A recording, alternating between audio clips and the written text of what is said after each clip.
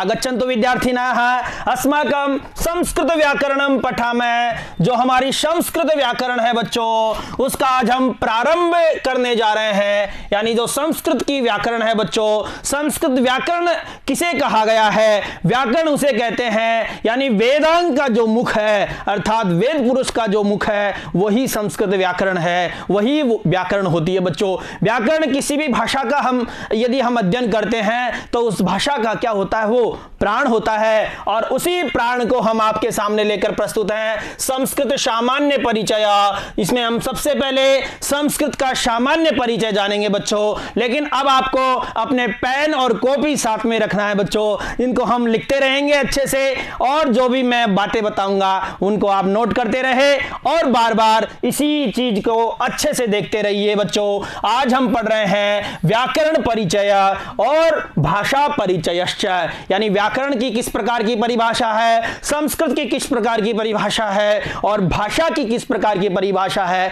आज उसको हम लेकर आपके सामने प्रस्तुत है बच्चों। आइए देखते हैं प्यारे बच्चों, संस्कृतम जो हमारा मूल शब्द है बच्चों, संस्कृतम, वो संस्कृत कैसे बना है बच्चों?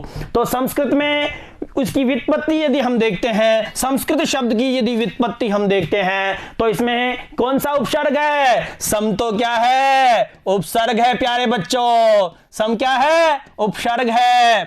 और धातु क्या है इसमें? क्री, क्री धातु है। और लेकिन जो मूल धातु है इसमें डुक्री है, और डुक्री में का क्या बसता है? क्री बसता है, और इन दोनों का लोप हो जाता है। आदि नीड टू डो जो सूत्र है उससे डू का लोप हो गया और इसका लोप हो गया। ये आपको याद नहीं रहे तो आपको इतना सा याद रखना है, सम उपसर्ग है, क्री धातु है, तकत प्रत्यय है, और इसका तय शेष बचता है बच्चों। तो क्या बचा? सम, सम और क्री प्लस तय। इस प्रकार से फिर इसके बाद में क्या होता है बच्चों? यहां सुट का आगम होता है। सम परिभ्यम करो तु भूषणे, यानी जो सूत्र है उससे परि के बाद में और शम के बाद में किसका आगम होता है? सुट का, यानी शम स क्री त।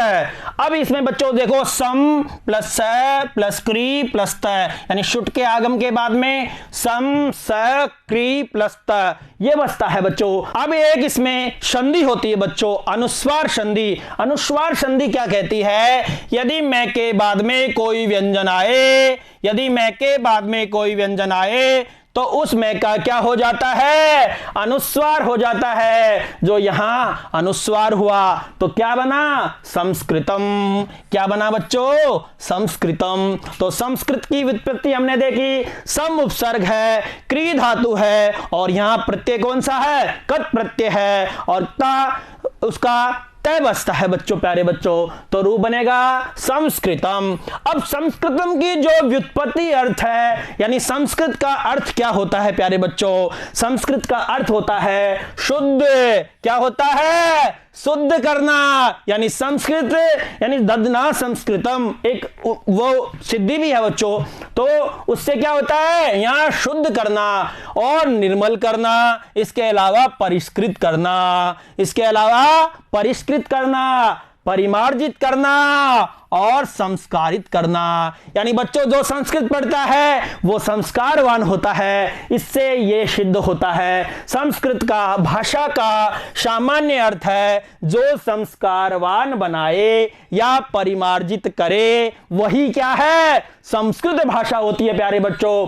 तो हमने इसमें व्युत्पत्ति का अर्थ क्या है? कि शुद्ध करती है, निर्मल है, परिष्कृत है, परिमार्जित है और संस्कारित जो भाषा होती है वही कौन सी भाषा होती है? संस्कृत भाषा होती है। और संस्कृत भाषा का यदि हम सामान्य अर्थ जानेंगे तो जो संस्कारवान बनाए, यानी जो भाषा संस्कारवान बनाती है वही भाषा क्या कहलाती है? संस्कृत भाषा कहलाती है। और परिमार्जन करती है व्यक्ति का, क्या करती है? परिमार्जन करती है। तो हमने संस्कृत की उत्पत्ति जाना कि सम उपसर्ग है और क्री धातु है, इक्ता प्रत्यय है, और इसमें सुट का आगम हुआ, सुट का स बचा और रूप बना संस्कृतम।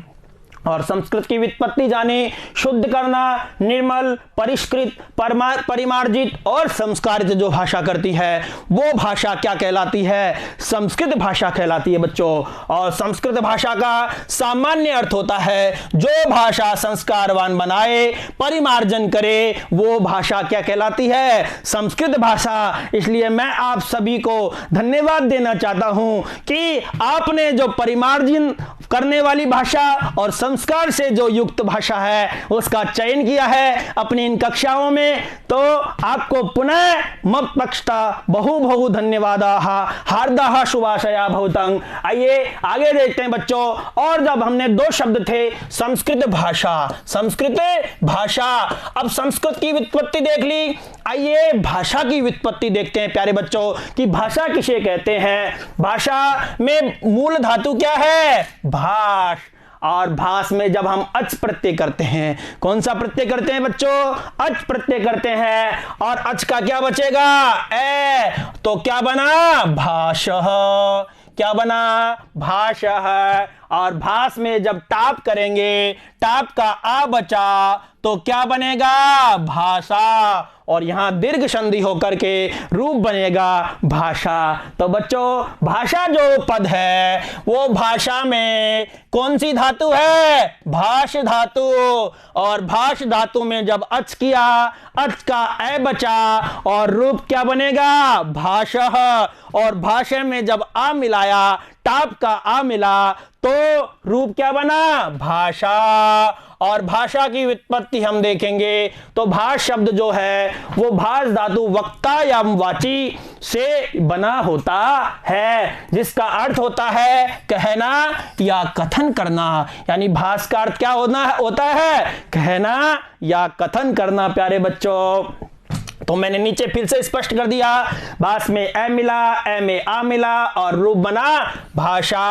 और वक्तायाम वाची का अर्थ होता है कहा जाए, कहा जाए। और भाषा की कई परिभाषा है। यया भाष्यते सा भाषा, जिसके द्वारा भाषण किया जाता है, जिसके माध्यम के द्वारा, जिसके संकेत चिन्हों के आधार पर भाषण किया जाता है वो भाषा कहलाती है। या एन माध्यमेन विचाराणाम आदान प्रदानम भवति सा भाषा कथ्यते, यानी जिसके माध्यम से विचारों का आदान प्रदान किया जाता है वो भाषा कहलाती है प्यारे बच्चों। और नीचे मैंने नीचे लिखा है विचारों के आदान प्रदान का ध्वन्यात्मक प्रतीकों, संकेतों का सर्वोत्तम माध्यम क्या है? भाषा है। यानी विचारों के आदान प्रदान का, यानी मैं बोल रहा हूं, आप बोल रहे हैं, मेरे विचार आप तक गए प्यारे बच्चों और आपके विचार मैंने सुने, तो हम दोनों का जो संप्रेषण है समान प्रेषण है बच्चों। यानी मैंने भी बोला,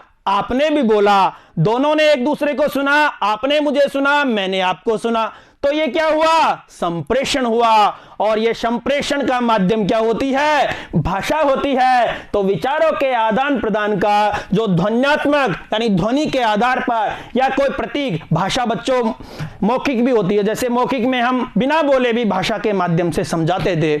हमारे जो शरीर की जो एक्टिविटी होती है, गतिविधि होती है, उसके आधार पर भी हम किसी को दूसरे को समझा देते हैं अभिनय के माध्यम से। जैसे ऐसे कहते ही, जैसे आपने देखा होगा कई बार ट्रैफिक में, तो ट्रैफिक वाला इधर कर देता है, अंगुलियों के आधार पर ही वो सब कुछ मतलब नियंत्रित कर लेता है, परिवहन को नियंत्रित कर लेता है। तो बच्चों, तो विचारों के आदान प्रदान का ध्वन्यात्मक प्रतीकों, संकेतों का सर्वोत्तम माध्यम भाषा है। जिस प्रकार से एक छोटा बच्चा बोलता नहीं है लेकिन वो अपनी माँ को अपनी भाषा के माध्यम से सब समझा देता है कि उसके ये दुख है, उसको ये खाना है, उसको भूख लग रही है, तो वो भी बच्चों क्या है? एक भाषा है। तो विचारों के आदान प्रदान का जो ध्वन्यात्मक प्रतीकों, संकेतों का सर्वोत्तम माध्यम क्या कहलाती है? भाषा कहलाती है प्यारे बच्चों। आइए आगे देखते हैं।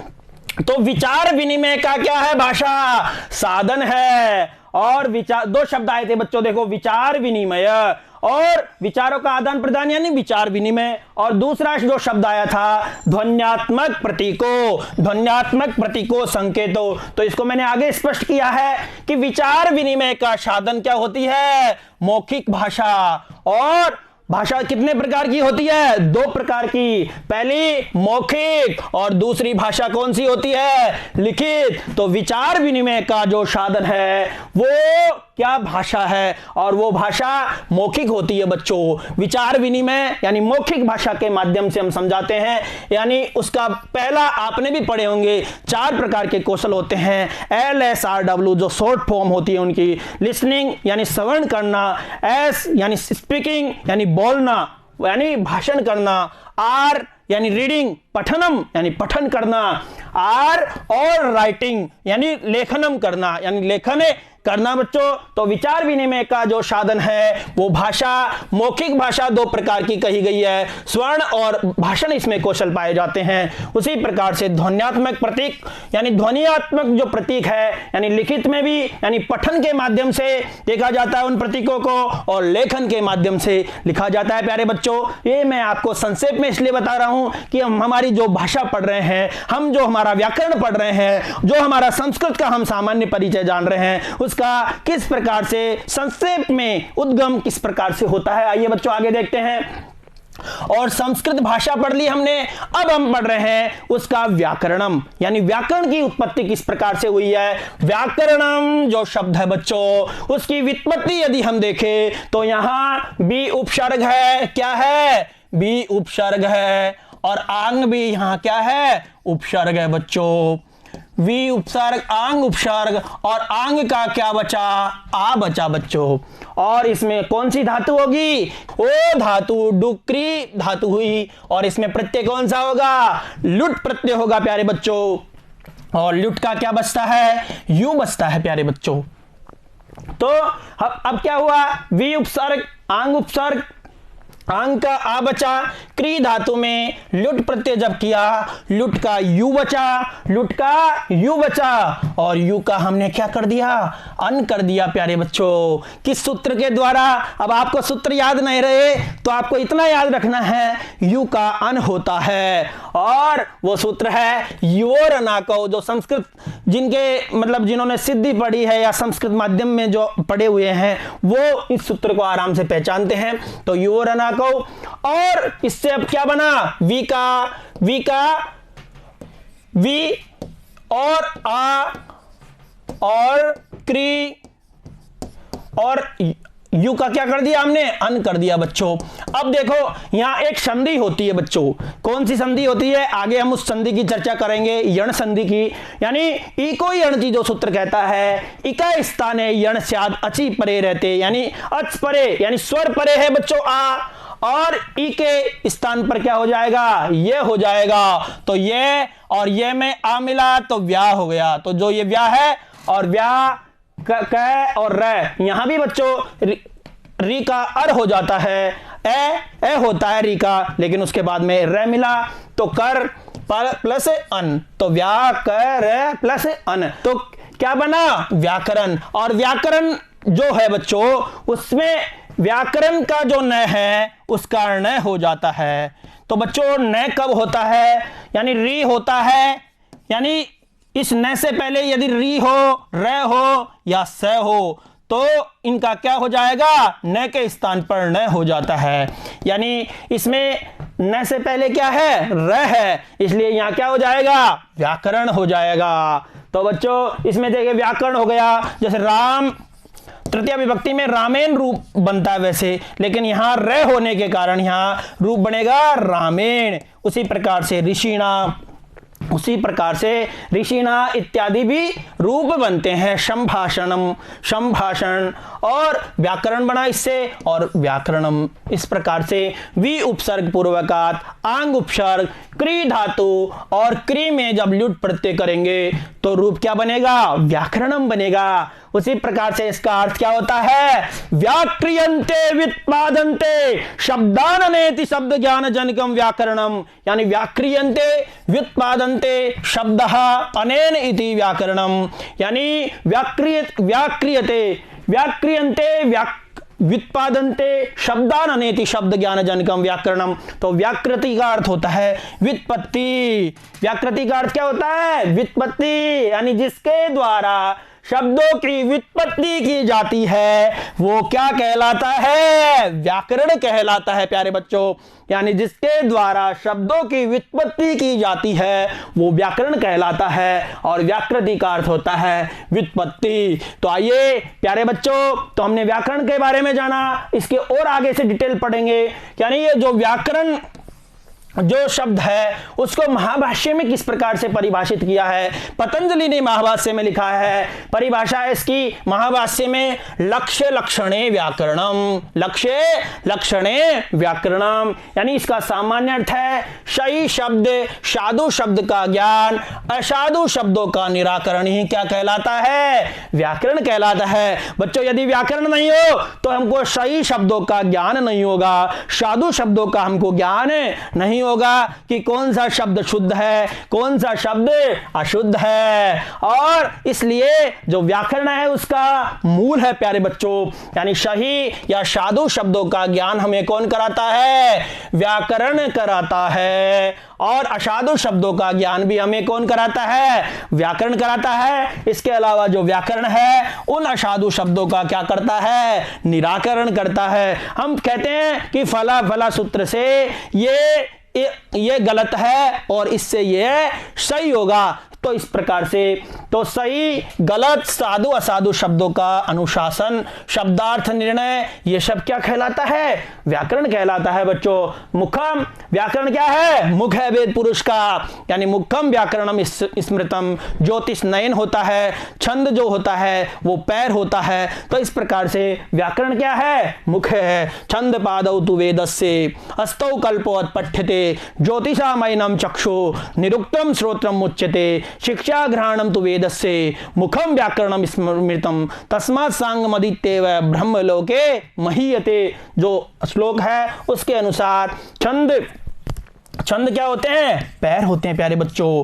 वेद यानी छंदों के बिना काव्य की गति संभव नहीं है। तो उसी प्रकार से व्याकरण के बिना, व्याकरण क्या है? मुख है, यानी हम बोल ही नहीं सकते अगर व्याकरण सही नहीं हो ना हमारी। तो इस प्रकार से बच्चों इसका अपर नाम यानी दूसरा नाम यदि हम देखें तो शब्दानुशासनम व्याकरणम, यानी शब्दों का अनुशासन ही है वो क्या कहलाता है? व्याकरण कहलाता है प्यारे बच्चों। आइए वर्ण विचार देखेंगे बच्चों हम, वर्ण का किस प्रकार से विचार है। तो वर्ण, जो वर्ण होते हैं बच्चों, यानी वर्ण किसे कहते हैं बताओ? यानी वर्णयति इति वर्ण है, जो वर्णन करता है वो क्या कहलाता है? वर्णन कहलाता है, वर्ण कहलाता है प्यारे बच्चों। और भाषा की जो भाषा का आधार प्राण क्या है? वो वर्ण है बच्चों। लेकिन जो भाषा की मैंने दो चीजें बताई है, देखो भाषा की सबसे छोटी इकाई क्या होती है बताओ? भाषा की सबसे छोटी इकाई क्या होती है प्यारे बच्चों? तो भाषा की सबसे छोटी इकाई यदि हम देखें तो होती है ध्वनि। यानी भाषा की निम्नतम सबसे छोटी इकाई इकाई होती है ध्वनि। लेकिन जब इस ध्वनि को हम लिख देते हैं, लेखन का रूप दे देते हैं, तो वो क्या कहलाता है? वर्ण कहलाता है। क्या कहलाता है बच्चों? वर्ण कहलाता है। तो भाषा की सबसे छोटी इकाई मौखिक रूप में ध्वनि होती है, लेकिन जब इसको लिख दिया और मान लो परीक्षा में इस प्रकार का ध्वनि का ऑप्शन ही नहीं है तो वहां वर्ण भी होता है प्यारे बच्चों। तो भाषा का जब तक हमने कै बोला, देखो जैसे कै बोल दिया, अब कै क्या थी? एक ध्वनि थी। लेकिन जब हमने इसको लेखन का रूप दे दिया यानी लिख दिया, तब वो क्या कहलाया? वर्ण कहलाया। तो भाषा की सबसे छोटी इकाई मौखिक रूप में ध्वनि और लिखित रूप में होती है वर्ण बच्चों। तो आपको इसका ध्यान रखना है। मान लो ध्वनि ऑप्शन में ही नहीं हो, किसी परीक्षा में आता है, तो आपको वर्ण भी वहां करके आना है। तो भाषा की निम्नतम सबसे छोटी इकाई यानी क्या होती है? ध्वनि। तो भाषा वो होती है मौखिक बच्चों।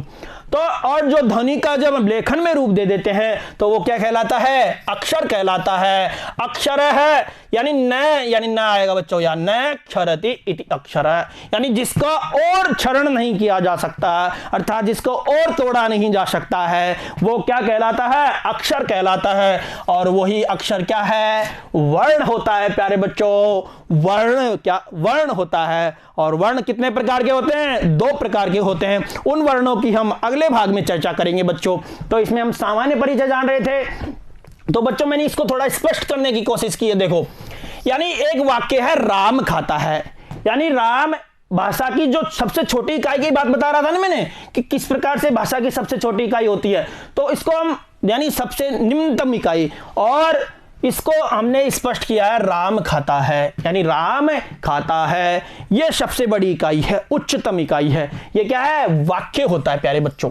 यानी भाषा के स्तरों के बारे में हम देख रहे थे, तो राम खाता है, और राम खाता है किससे मध्यम क्या होगा, इसको हमने तोड़ा में से, राम खाता है, यानी राम खाता है, ये लिख दिया मान लो बच्चों।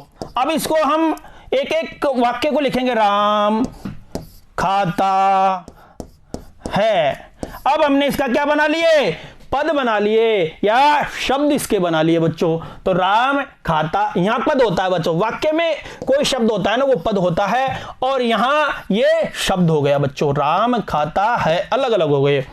और जब फिर हमने इसको नीचे, इसको राम को तोड़ा, रे प्लस आ प्लस मैं प्लस ए प्लस ख प्लस आ त आ है। तो इस प्रकार से इसको हमने तोड़ लिया। अब इसके बाद में इसके और टुकड़े नहीं हो सकते हैं, यानी ये वर्ण हो गए और इसके और टुकड़े नहीं हो सकते हैं प्यारे बच्चों। तो ये भाषा की कौन सी इकाई होगी? यही वर्ण भाषा की सबसे छोटी इकाई होते हैं, और मध्य इकाई शब्द होते हैं, और जो उच्चतम इकाई होती है वो होते हैं वाक्य होते हैं प्यारे बच्चों। तो तीनों इकाइयों के बारे में जाना बच्चों। तो इस प्रकार से हमने इन वर्ण विचारों के बारे में जाना, व्याकरण की परिभाषा के बारे में जाना। इसके अलावा बच्चों हमने भाषा का संक्षेप में जाना कि भाषा किसे कहते हैं, भाषा के कितने स्वरूप होते हैं, इनके बारे में जाना। इसके अलावा संस्कृतम यानी संस्कृत की व्युत्पत्ति को जाना। तो इस प्रकार से हमारा ये भाग और हमारा ये सामान्य परिचय व्याकरण का वो पूरा होता है। अगले भाग में हम वर्ण यानी भाषा की सबसे छोटी इकाई जो लिखित रूप में होती है वो होती है वर्ण, और उन वर्णों के विचारों के बारे में जानेंगे, कितने वर्ण होते हैं, किस प्रकार का उनका विचार है। ये भाग आपके अच्छे से समझ में आया होगा। इसी आशा और विश्वास के साथ पुनर्मिलामः। धन्यवादः। नमो नमः।